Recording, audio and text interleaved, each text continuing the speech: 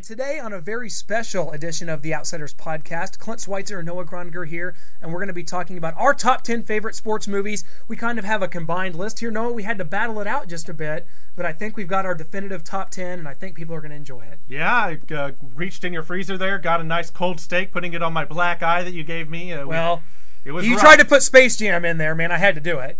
I wanted it to be number one. Clint and I fought about that for a good 20 minutes, and then I got socked in the eye on that. So, well, I hope you guys enjoy our top 10 list of our favorite sports movies, and hope you guys can weigh in on it and give us maybe ones we left out. I mean, there's so many movies, dating back to even classics like with Burt Reynolds, The Longest Yard, Tin Cup, and Caddyshack golf movies that I just can't put in there because they don't have the emotional value or the action of some other movies. So there's some that we probably left out.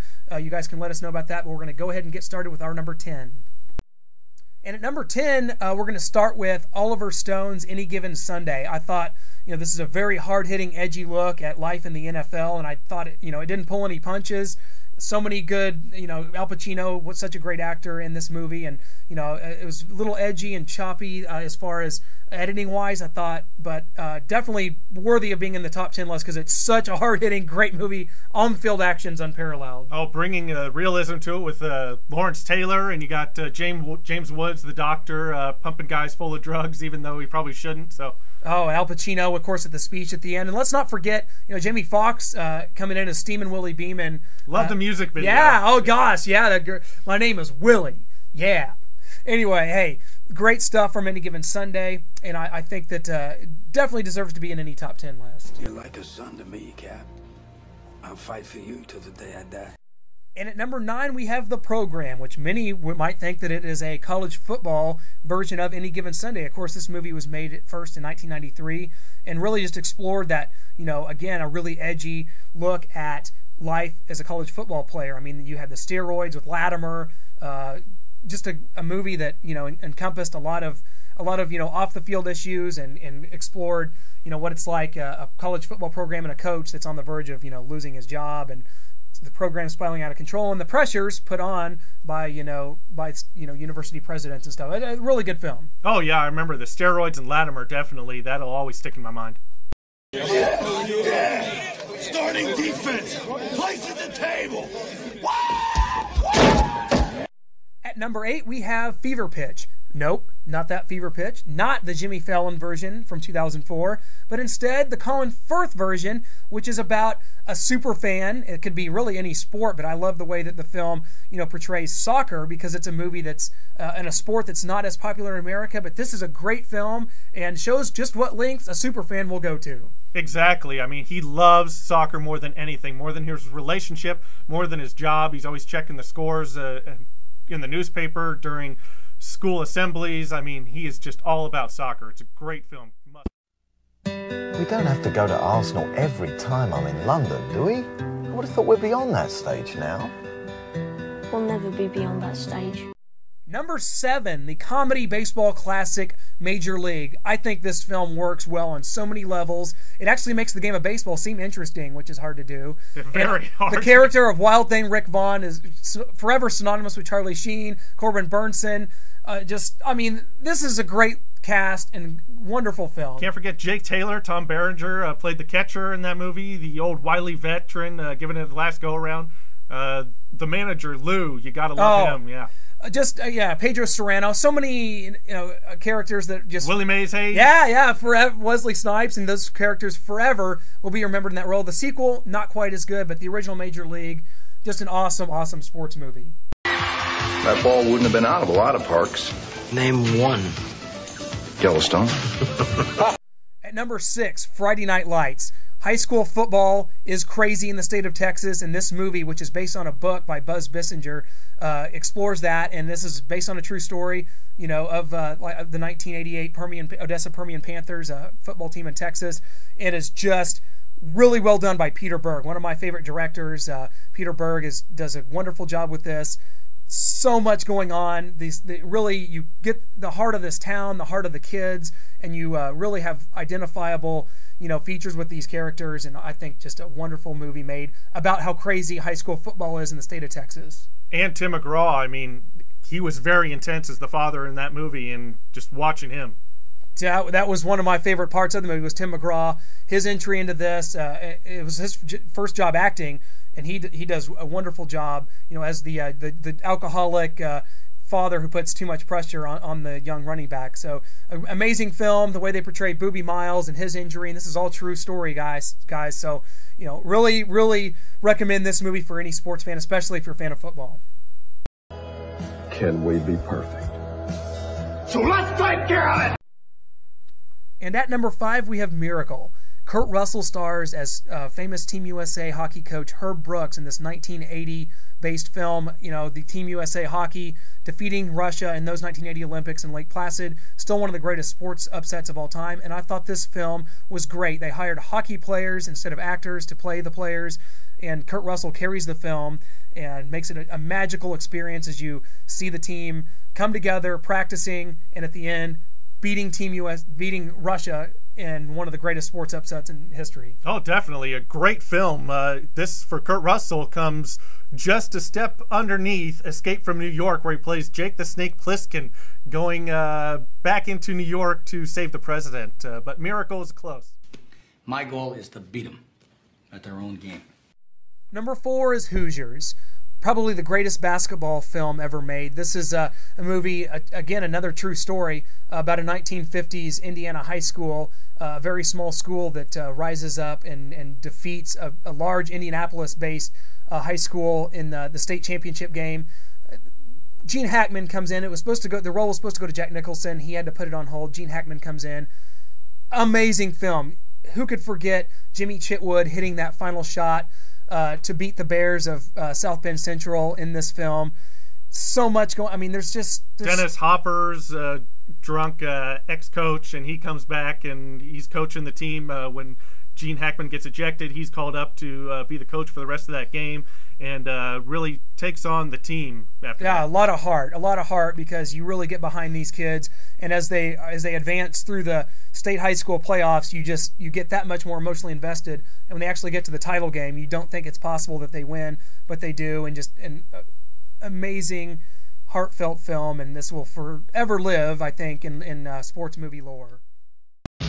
These 6 individuals have made the choice to work. At number 3, we have the Rocky movies. Yes, we may have cheated a little bit to include every Rocky movie. Of course, the original Rocky in 1976, not so much a sports movie. It was a love story, but as Rocky 2, Rocky 3, certainly Rocky 4, as they went on, Noah, they became more action-based, and I think Stallone, had a purpose in that. Yeah, especially Rocky 4. There's hardly any dialogue. I mean, it's a lot of training montages. Then you got the big fight, Rocky getting knocked down 6-7 times, getting up, overpowering the Russian, and just throwing his will at the Russian that the Russian couldn't deal with. As a combined entity, these Rocky movies are hard to top. I'll tell you, Part 3, maybe the most underrated, when you're talking about Rocky taking on Hulk Hogan in a bout, and then 2 fights against Mr. T. Clubber Lang got real. Yeah. You had Apollo Creed coming back in Part 3 to take Rocky back into the title picture and train him. I just think that's a great win, and with that one and Part 4, which are both very action-based. And don't forget the fight at the end of Part 2, which was Rocky finally beating Apollo Creed. I think the best fight of the entire series was the end of Part 2. Oh, I totally agree with that. That was the best fight. The movie before that fight in Rocky 2, it's not so great, but that fight, it's just amazing, and that's why it's always been one of my favorites, because of the fight at the end and how they both go down. Rocky gets up at the very end to win the title for the first time and beating Apollo, and you can't forget Rocky Balboa, probably the best speech in the movie when he's talking to his son. Best speech in any of the Rocky movies, for my opinion, there during Rocky Balboa. So I thought Rocky Balboa was thank goodness Stallone came back and made that movie. It was a much more fitting into the series, I think, even than Part 5 was. And Part 5 gets a lot of flack. I think it's an okay film. Maybe not in the Rocky realm as we're used to Rocky films. But I love this film, and I think that, Rocky Balboa came in, they made an absolutely unbelievable action pace, fast-paced fight with him and Mason Dixon. It was probably, one of the best shot fights in that. It looked like an actual pay-per-view boxing fight. So great stuff. The Rocky movies are number 3 in list of sports movies. I just want to say one thing to my wife who's home. Yo, Adrian! I did it!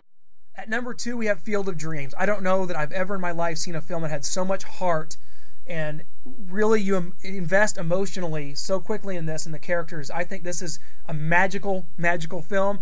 Metaphorically, probably not just about baseball, but it's about finding, the true meaning, of your life, going back to the past, reconnecting with people. And I just think that it ties it together beautifully. Yeah, I remember watching it as a little kid, and it didn't really click with me. I didn't really understand what was going on. I knew the old players were coming back out of the corn. I didn't know who the voice was, and then his dad's there.